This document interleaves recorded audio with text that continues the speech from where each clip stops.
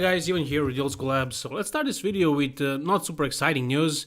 Rafael Brandao is out of 2020 Mr. Olympia based on RX Muscle. RX Muscle says here that it was reported to them by his coach. So we still haven't seen anything from Rafael. RX Muscle did not make a video about it. It's just this one photo circling around. So yeah, another great bodybuilder who was qualified for the Mr. Olympia is out. You know, Rafael, he wasn't really in conversation of being in like a top 6, probably not even top 10. He was 3rd at the British Grand Prix last time, and that wasn't exactly a super stacked show. So you can get the idea of what kind of a bodybuilder he is, but still him being at the Mr. Olympia, it would be a nice addition because he represents classic in bodybuilding. Him and Patrick Moore right now.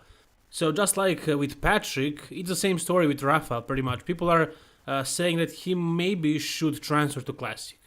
But they don't know how much he weighs, and he's far bigger than he would have to be if he wanted to make the cut for Classic. So he would have to lose so much size. He would not be able to do it.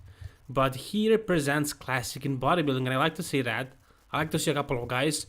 And actually I would hope that eventually one day he will stop being so Classic and he will add weight. Something like Sean Rodden did, you know, gained like, I don't know, 15, 20 pounds eventually and, you know, won the Mr. Olympia. So maybe that's something that Rafael can do as well, or Patrick Moore. They have the lines, we know that, they have the waist for it. They just need to, you know, gain more muscle. So yeah, he's a big prospect, this guy, but this year we're not gonna see him, we'll not see him represent the classics at the Mr. Olympia in open bodybuilding division. Hopefully next year, and hopefully he will be even bigger next year and he will place higher. We'll see, but this year, no. So I wanted to get this story out of the way, so we can now begin with something a little bit more exciting. Well, we have an update of Roelly Winklaar training his triceps. For the biggest part of this year, Roelly was quite silent. He didn't really show a lot. It seems like he wasn't in great shape. He probably took some time off, you know, off the juice and probably off the heavy training and everything. He just probably let his body refresh, you know, restart. Why? Because he was able to, because he was qualified for the Mr. Olympia. He didn't have to prep for another show for a year, so he took the time off. He did the smart thing, I think. Your body needs rest sometimes, especially when you're doing it for this long as Roelly. And lately, for a couple of weeks, for the last couple of weeks, he has been uploading quite a few updates, you know, of himself training and a little bit of posing here and there, and you can see that he's getting in a good shape. Yeah, he looks big, he looks full and conditioned. You can see all these little veins all over his arms and the thin skin and the size, the roundness that he's known for. So I think, I have the feeling that we're gonna see a really good Roelly this year around, because last year he was off. And I'm sure he wants to redeem himself. He wants to come back and look better than the last time. And if he does that, last year he was off. He was significantly off.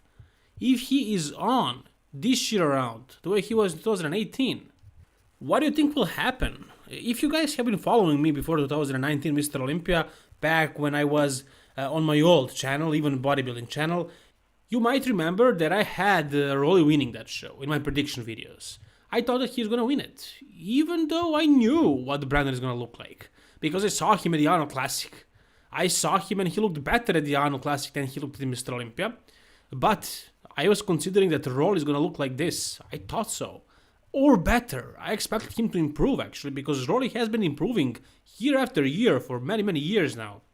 He basically has no more room to add any more muscle, but he did improve the conditioning in his back and the control of his stomach. So I thought he's gonna look even more conditioned, even more detailed, more matured at the Mr. Olympia 2019. That didn't happen. I saw a video of him 1 week out and he looked shredded, but something happened and he was off.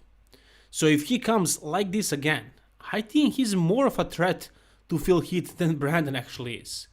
And if Phil Heath comes on, and I'm pretty sure he will, there is no competition. I mean, he's gonna win that show easily.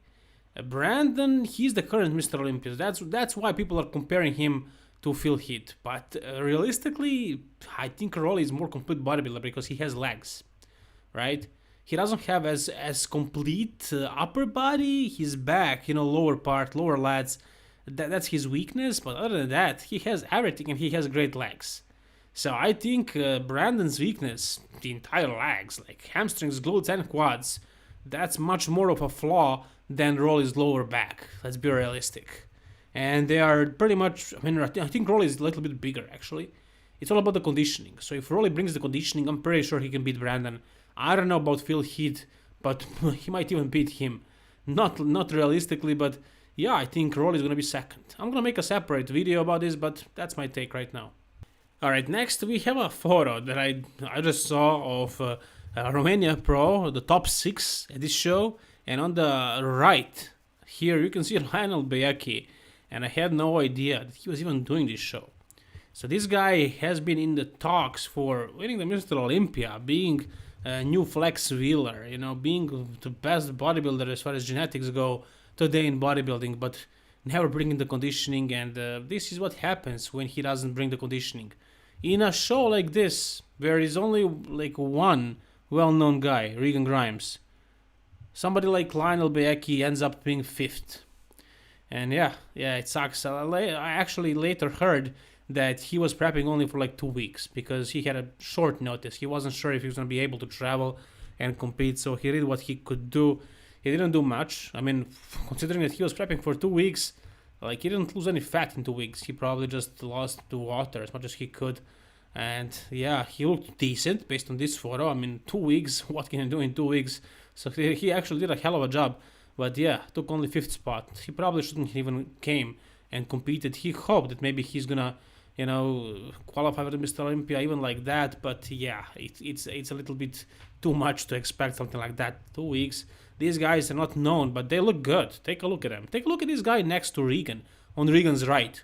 I haven't watched the show. I wasn't there, so I can't really make a conclusion based on one photo.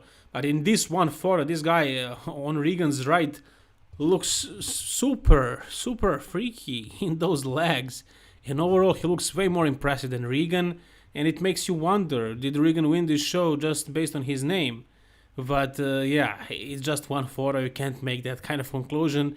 But if you take a look at the legs right here, you will see a huge difference in conditioning, in fullness, in completeness. Like the conditioning, wow, what the hell is going on? The dryness here and the depth of the separation and everything. Just super freaky on this guy. I don't know who he is. I don't know his name. And yeah, I'm sure Regan deserved this first spot. I wasn't there, so I can't judge, but I'm just saying what I see on this photo. Anyways, Lionel Beyeke was there, took only 5th, but what can you expect if you prep for 2 weeks?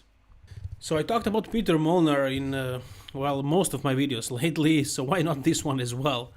So yeah, as you guys know, he turned pro in bodybuilding in IFBB Pro League, and then he competed in Classic Physique, and he won that show as well. He qualified for the Mr. Olympia 2021, and no, he's not going to be able to compete in 2020 Mr. Olympia Classic Physique.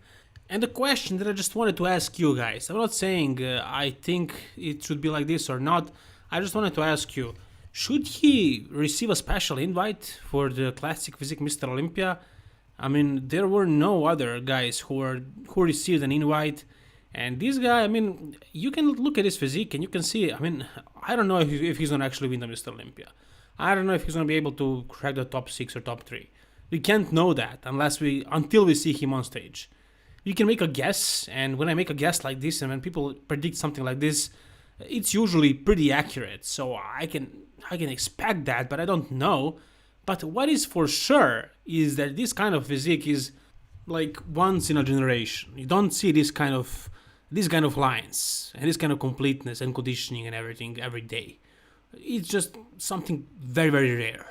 So I don't know how will he do it at Mr. Olympia next year, or will they invite him and see? We can actually see how will he do this year. But one thing is for sure, this physique is exceptional. It's a legendary. Seriously. Take a look at this. I don't know. I am in the awe of it for quite a while now, especially this year. His muscle maturity has probably reached its peak. I don't know if he can get more matured and more grainy than this. And with these lines and symmetry and separation and I don't know, whatever you want to, just name it. I mean, it's just outstanding, outstanding. I would love to see him this year, the Mr. Olympia, and I think, I don't want to say what I think, but tell me what you guys think. Should he receive that special invite? Wouldn't it be more fun if we actually saw him up there? And finally, we have an update of Brandon Curry. It was posted by his coach, Abdullah. But we did not see the legs once again. And I don't know, I mean, his upper body is super impressive. Yeah, we all know that. We know that his upper body is one of the best upper bodies ever, right? I mean, what is weakness in this upper body? There is nothing. It's a complete upper body. Back is insane, shoulders, the width, the thickness of the back, the chest, it's wide, it's thick, the abs are just perfect, the waist is small, arms are freaky, I mean biceps are great, triceps are amazing, forearms as well, every single thing on this upper body is one of the best ever, really. But the legs, not up to par, and that's what we want to see. We want to see an update of his legs. We do not care about his upper body. We know he's good there. Show us the legs, god damn it already. Oh, come on, how long do we have to wait? Will we have to wait until he steps on the stage? Come on, give us an update. Anyways, guys, tell me what you think about Brandon Curry's upper body. Hell no, don't even mention it. Tell me what you think about this entire video, and like the video if you enjoyed it, and subscribe for more videos like this. All the best, guys, and keep it old school.